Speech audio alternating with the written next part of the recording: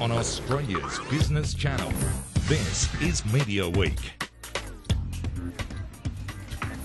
Hello and welcome to Mediaweek. Ahead, the latest ad spend forecast will be joined by the Australia CEO of the media agency network Zenith Optimedia, Germany's Forum Media buyers magazine publisher Next Media, and we've got the latest contract negotiations for TV and radio stars. That is all ahead, but first, Seven West Media's new CEO Tim Warner has announced a much anticipated restructure of the business. It's his first major move since taking over from Don Volte in July. Kurt Burnett has been promoted to Chief Revenue Officer. Nick Chan becomes Chief Operating Officer. As always, my co-host James Manning, editor and publisher of Mediaweek, is here with the details. What do you make of the restructure, James? Hi, Brooke. I think it's probably, as you said, that's Tim's first big change to senior personnel, I guess, since he signed on. And I think it's him probably putting his stamp on the business a little bit. But it sort of raises a couple of questions, the release, that we don't know yet. What will happen to the chief sales role, I guess, at Seven West Media? We don't know what's happening there, and who will take over at Pacific Magazines. I think both people will continue on in their existing roles. Both Kurt and Nick Chan will continue to hold those positions, but then they'll look at how best to structure the chain of command under them, if you like. So it's not certain we'll have another Pacific Magazine's chief, but I think we probably will. And it seems both of those appointments will probably be internal. All right, let's have a little bit more of a look at the TV sector at the moment. 10 shares. Now, they've been under quite a bit of pressure lately. I think this week they're down roughly about 3%. Are we linking that to the ratings woes that they're suffering? Yeah, pretty much. Look, ratings precede the revenue. The revenue, you really need that to drive the business, and just investors have been taking the pain there for a long time. They've been under 30 cents for quite a while, I think. They move around a little bit within that. Not a great deal. 18 months ago they were 90 cents, but there's been a sort of bit of a slippery slope since then, if you like, and there's no sort of short-term signs of recovery. They'll need some sort of ratings momentum before we're going to see that. Are they going to get anything from the Big Bash? Because they've signed up 5 big sponsors. They need the viewers, of course, so that's going to be the challenge. The good news is they've signed those sponsors. Presumably those sponsors will be looking for some sort of guarantee in terms of audience. So they'll really need to ensure those viewers are there. Look, Nine have got some domestic one-day cricket. They're running it on their digital channel. Started last weekend. The numbers have been pretty small.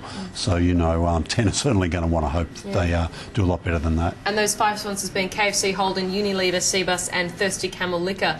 We can move to News Corp. There's a new CFO there. Yeah, sure. Look. The person that stood down, 17 years been in the role there. New person's come back to Australia from the UK. Susan Panuccio. That's it, Susan Panuccio, yeah. Stephen Rue heads out the door. Stephen was there for 17 years. Susan's just back from the UK. People who watched the Levinson inquiry closely might have seen Susan was giving evidence at part of that. She was in a financial role there, and they were asking lots of questions about the cash payments the company made. So she's sort of out of the spotlight there, if you like, back in the Australian market, which I'm sure she's probably pretty happy about. Yeah, sure, exactly. Now, big Fairfax splash this week, which has seen the previous News Corp CEO Kim Williams lawyering up. So what's happened here? Yeah, it was interesting. There was a story about Kim Williams has been the chairman of the Sydney Opera House Trust for quite a while, and there's been talk of a fallout over the feature of Guillaume, that the restaurant there, he's sort of moving out. They want to put somebody new in, and there was supposedly a bit of friction in the board about that. It was a front page story earlier in the week in both the Financial Review and the Sydney Morning Herald. Said there was sort of raised tempers. There was a bit of a blue. I think Kim Williams has denied a lot of the claims there, and he's advised his lawyers to take legal action immediately. Okay, watch that space. Now, also, Media Watch host Paul Barry's copped a bit of criticism from some News Corp journalists or columnists. They're saying he's not fit for the role. What do you think he's done to get on the bad side? Did he need to do anything to get on the bad side, maybe? No, but he's been, I guess, a long-term critic, particularly he's associated with Media Watch, News Limited. Think that show often unfairly targets them. He's back hosting it again, but he's also written a book on Rupert Murdoch, Breaking News it's called. Looks pretty much at the UK scandals and the succession plan. He's been out in the media talking about the book. He's made a few comments.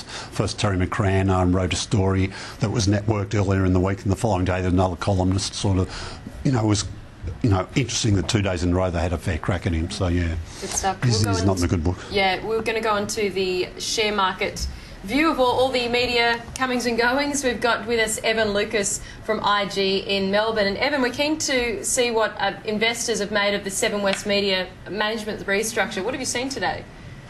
Yeah, there hasn't been a huge amount of movement actually on the stock price of Seven West Media, but it is very interesting to see what Tim Warner is doing there. There is certainly a real good reshuffle and also a bit of a strategic direction into where you can see Seven West Media's board is heading, particularly with Kurt Burnett. His appointment into Chief Revenue Officer, considering where he's come from, which is really ramping up, particularly those digital assets that Seven West has got, is a very interesting thing. And I think the more and more we see his influence onto the board will be quite interesting, and something that Seven is certainly looking at moving into, which is getting up a sort of an online streaming channel of some description, similar to what iView is and also what Channel 10 have.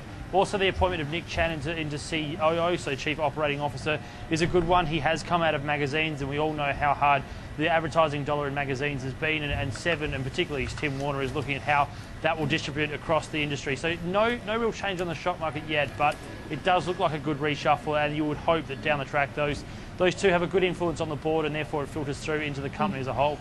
One big story we've been following on Sky Business this week, of course, Evan, has been the US government shutdown. And one beneficiary out of all of that has been Netflix shares. Walk us through this one.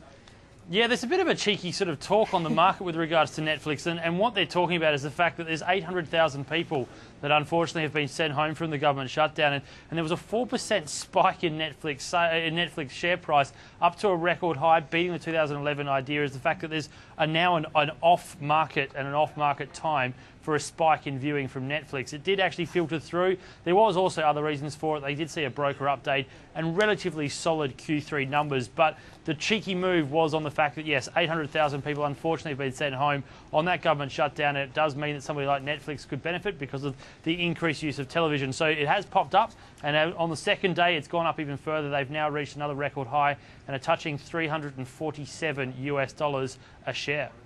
Yeah, what do you do if you don't work? You go and watch TV. That's keeping it simple trading. Thank you very much, Evan Lucas from IG Melbourne. And still coming up on Media Week, the latest ad spend forecast. We'll find out why Australia is predicted to underperform global growth in the next few years.